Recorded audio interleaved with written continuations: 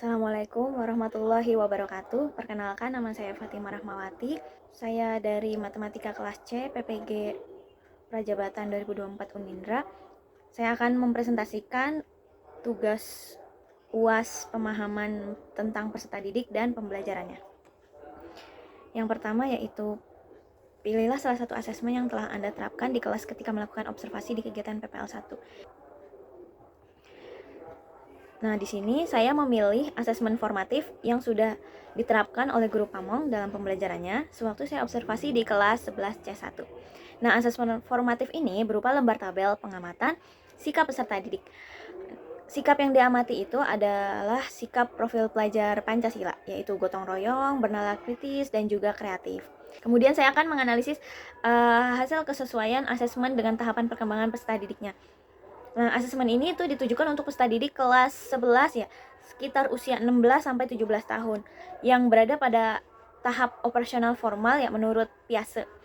Pada tahap ini, peserta didik memiliki kemampuan untuk berpikir abstrak, kritis, logis, dan mulai bisa mengembangkan identitas sosial mereka. Nah, dari penjelasan tersebut, sikap yang dinilai pada asesmen formatif sikap ini, yaitu gotong royong, bernalar kritis, dan kreatif itu menunjukkan kesesuaian dengan perkembangan peserta didik. Gitu. Nah, karena sikap-sikap yang dinilai yaitu gotong royong, bernalar kritis, dan juga kreatif itu, sikap-sikap tersebut tuh relevan dengan usia dan tahapan perkembangan peserta didik yang berada pada tahap operasional tersebut. Seperti itu. Saya akan menganalisis kesesuaian asesmen dengan tahapan aspek lingkungan budaya. Nah, untuk aspek gotong royong, salah satu aspek budaya Indonesia identik dengan gotong royong ya. Nah, sikap gotong royong ini tercermin dalam tradisi budaya Indonesia seperti kerja bakti, saling membantu dalam kegiatan masyarakat. Nah, sikap ini sangat relevan untuk lingkungan budaya Indonesia yang menjunjung tinggi rasa kebersamaan. Nah, dalam lingkungan sekolah, sikap gotong royong itu bisa dilaksanakan seperti dalam pembelajaran proyek, diskusi kelompok, atau kegiatan seperti P5 itu.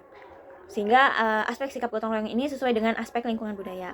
Aspek sikap bernalar kritis. Nah, salah satu budaya Indonesia itu adalah musyawarah yang mencapai mufakat. Nah, dan di musyawarah ini tujuan untuk mencari solusi atas permasalahan. Nah, salah satu kemampuan untuk melakukan musyawarah mufakat yaitu adalah kemampuan berpikir kritis. Seperti itu. Jadi kemampuan berpikir kritis itu kemampuan yang dibutuhkan untuk memecahkan masalah di dalam musyawarah sampai mufakat itu gitu. Kemampuan bernalar kritis itu merupakan salah satu elemen dari kemampuan berpikir kritis, sehingga dapat disimpulkan bahwa bernalar kritis itu merupakan kemampuan yang sesuai dengan aspek lingkungan budaya Indonesia. Selanjutnya, yaitu pada aspek sikap kreatif. Nah, dalam konteks lingkungan budaya, sikap kreatif sangat diperlukan untuk melestarikan dan mengembangkan tradisi serta mengembangkan nilai-nilai budaya yang ada. Nah, sikap kreatif ini sangat sesuai dengan lingkungan budaya karena dapat mendorong penciptaan karya-karya yang baru yang menggabungkan elemen tradisional dengan inovasi yang relevan untuk masa depan. Nah, dalam konteks sekolah nih, sikap kreatif ini yang dimiliki siswa itu memungkinkan mereka untuk mengembangkan penyajian materi yang lebih inovatif dan menarik serta dapat mengaitkan pembelajaran dengan kehidupan nyata. Selanjutnya yaitu saya akan menganalisis kesesuaian asesmen dengan tahapan aspek kemampuan peserta didik. Nah, peserta didik itu yang dituju pada asesmen ini adalah kelas 11 tadi berkisar 16 sampai 17 tahun. Nah, pada usia ini peserta didik itu berada pada dalam tahap perkembangan sosial emosional yang lebih matang. Nah, peserta didik usia tersebut cenderung memiliki kemampuan untuk kerjasama dalam kelompok, memahami pentingnya kontribusi individu. Secara moral, peserta didik tersebut berada dalam tahap konvensional menurut teori Kohlberg. Nah, di mana nilai-nilai seperti bekerjasama, tanggung jawab, dan kerukunan sosial menjadi hal yang penting bagi peserta didik, sehingga asesmen sikap gotong royong sudah sesuai dengan aspek kemampuan peserta didik. Selanjutnya ada aspek bernalar kritis. Nah, secara kognitif, peserta didik kelas 11 itu berada pada tahap operasional formal menurut teori Piaget. Dan hal itu memungkinkan peserta didik untuk berpikir secara abstrak, logis, dan sistematis gitu. Mereka juga mampu mengevaluasi argumen secara kritis, mempertimbangkan berbagai perspektif. Peserta didik pada usia ini juga memiliki kemampuan untuk mengajukan pertanyaan,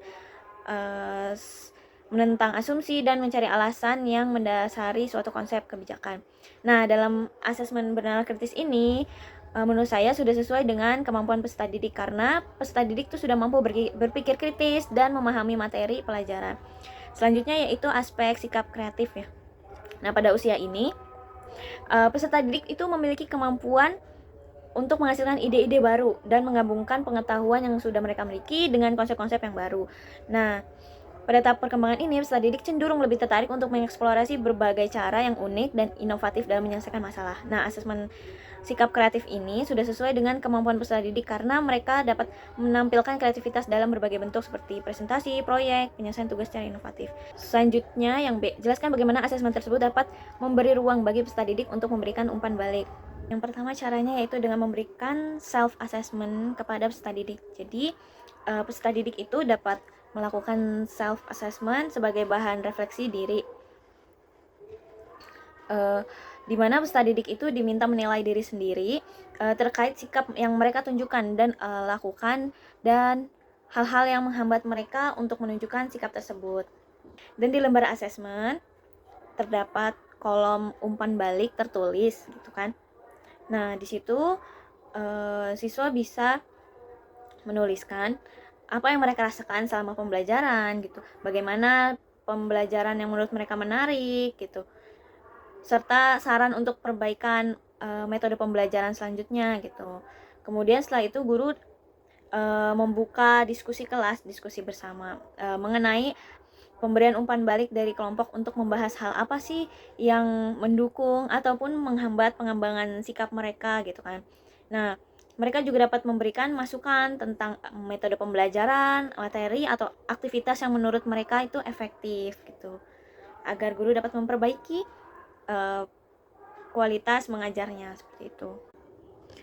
Selanjutnya, untuk pertanyaan nomor 2, apakah kebutuhan peserta didik akan lingkungan belajar yang aman dan nyaman sudah terpenuhi ketika berlangsungnya proses pembelajaran dalam kelas? Nah, untuk menjawab pertanyaan ini, saya akan menganalisisnya terlebih dahulu satu persatu elemen yang membentuk kebutuhan peserta didik akan lingkungan belajar yang aman dan nyaman. Dan elemen yang pertama yaitu adalah fasilitas kelas. Nah, fasilitas kelas menurut saya itu sudah memadai dengan meja dan kursi dengan kondisi yang baik gitu, serta papan tulis juga yang bersih gitu. Ruang kelas pun bersih dan rapi karena ada jadwal piket di setiap sesinya, sesi pagi dan sesi siang. Pencahayaan juga sangat optimal gitu kan, karena kelas berada di lantai 2 dengan ventilasi yang banyak sehingga udara segar dapat masuk ke dalam kelas dengan mudahnya gitu. Nah, namun pada saat sesi siang hari, saat cuaca sedang terik, terkadang tuh kelas tuh terasa suhunya panas gitu. Karena kelas hanya memiliki 2 kipas angin dan salah satu kipasnya itu mungkin tidak berfungsi dengan maksimal gitu kan ya. Nah, hal itu membuat suasana kelas tuh jadi terasa panas jika cuaca sedang terik, sehingga kelas terasa kurang nyaman. Selanjutnya ada suasana psikologis. Nah, di sini guru sudah menciptakan suasana psikologis tuh yang kondusif.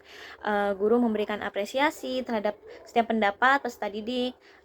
Namun dari hasil observasi masih saja ada yang beberapa siswa yang terlihat ragu untuk berpendapat karena khawatir jawaban mereka itu salah gitu.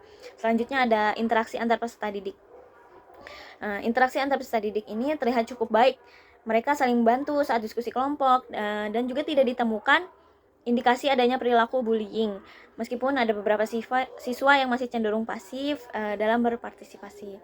Selanjutnya ada pendekatan guru dalam mengelola kelas. Nah, guru memberikan arahan tuh jelas saat menjelaskan materi dan juga membimbing diskusi, dan guru juga memotivasi siswa untuk selalu aktif dan terlibat dalam pembelajaran gitu. Selanjutnya ada ketersediaan media dan metode pembelajaran. Media pembelajarannya itu seperti buku dan proyektor itu tersedia di dalam kelas. Nah, guru menggunakan metode pembelajaran ceramah dan diskusi kelompok. Namun tanpa bantuan proyektor. Nah, hal itu terjadi karena proyektor kelas itu terkadang sulit untuk dihubungkan dengan laptop guru. Kondisi fisik dan keamanan. Ruang kelas terlihat aman, tidak ada potensi bahaya yang mencolok, tidak ada kabel listrik yang berantakan, dan semua pintu dan jendela berfungsi dengan baik, sehingga peserta didik merasa nyaman berada di dalam kelas. Selanjutnya ada keterlibatan peserta didik. Nah, sebagian besar peserta didik itu terlibat aktif selama diskusi kelompok, namun ada beberapa peserta didik di bagian belakang itu terlihat tidak mengikuti kegiatan pembelajaran dan juga perlu perhatian lebih dari guru. Seperti itu. Nah, dari semua aspek yang saya analisis dapat disimpulkan bahwa lingkungan belajar yang aman dan nyaman telah terpenuhi dalam aspek kondisi fisik, keamanan, serta sebagian besar interaksi dan keterlibatan siswa. Namun, ya, pada aspek kondisi fisik itu pada waktu-waktu tertentu ya, itu agak kurang nyaman. Nah, dan juga pada aspek suasana psikologis, ketersediaan media, dan keterlibatan seluruh peserta didik itu juga masih memerlukan perbaikan agar semua siswa itu merasa nyaman dan memiliki kesempatan yang sama untuk aktif di dalam pembelajaran. Baik, selanjutnya adalah bagaimana cara guru menciptakan lingkungan belajar yang aman dan nyaman ketika proses pembelajaran berlangsung serta membentuk karakter disiplin positif. Saya akan membagi dua penjelasannya, yaitu cara menjelaskan cara menciptakan lingkungan belajar yang aman dan nyaman, dan juga yang kedua membentuk karakter disiplin positif.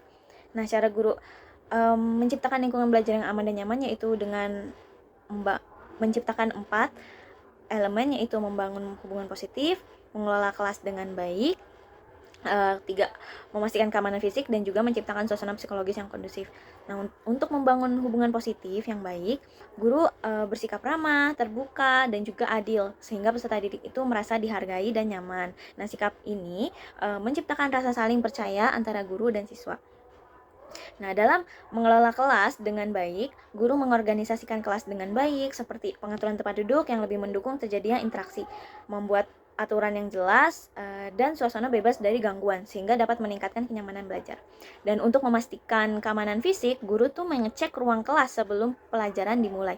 Hal ini dilakukan untuk menghilangkan potensi bahaya di ruang kelas, seperti ada kabel yang menjuntai, berantakan, pintu dan jendela yang rusak, atau peralatan lain yang membahayakan. Dan untuk menciptakan suasana psikologis yang kondusif, guru memberikan dukungan emosional kepada peserta didik, seperti contohnya menghindari sikap merendahkan peserta didik, atau dan juga guru memberi motivasi kepada peserta didik untuk berani bertanya atau untuk mengemukakan pendapat itu. Selanjutnya yaitu cara guru membentuk karakter disiplin positif peserta didik adalah dengan 5 cara ini, yaitu membuat aturan dengan pendekatan partisipatif, memberikan contoh perilaku disiplin, memberikan penguatan positif, mengelola pelanggaran dengan bijak, dan juga mendorong refleksi diri.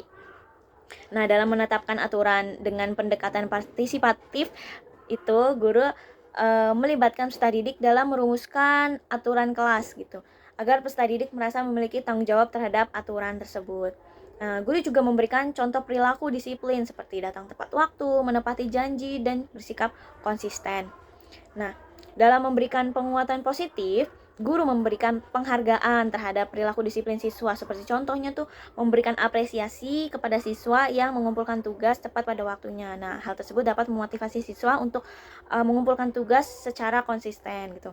Nah, dalam mengelola pelanggaran, guru itu menghindari pemberian hukuman yang keras kepada siswa. Sebaliknya, guru malah memberikan konsekuensi yang logis, yang mendidik. Guru meminta peserta didik untuk merefleksikan dampak perbuatan mereka gitu kan terhadap pembelajaran gitu. Guru juga meminta mereka untuk membuat rencana untuk tidak mengulanginya kembali gitu. Hal ini juga dapat mendorong sikap refleksi diri peserta didik. Tidak hanya pada saat siswa membuat kesalahan saja, tapi di saat pembelajaran yang lain, guru juga mengajak peserta didik itu untuk merefleksikan perilaku mereka gitu, baik perilaku positif maupun yang negatif, sehingga siswa dapat memahami dampak dari perilaku mereka terhadap lingkungan belajar mereka. Cukup sekian presentasi dari saya, kurang lebihnya mohon maaf. Assalamualaikum warahmatullahi wabarakatuh.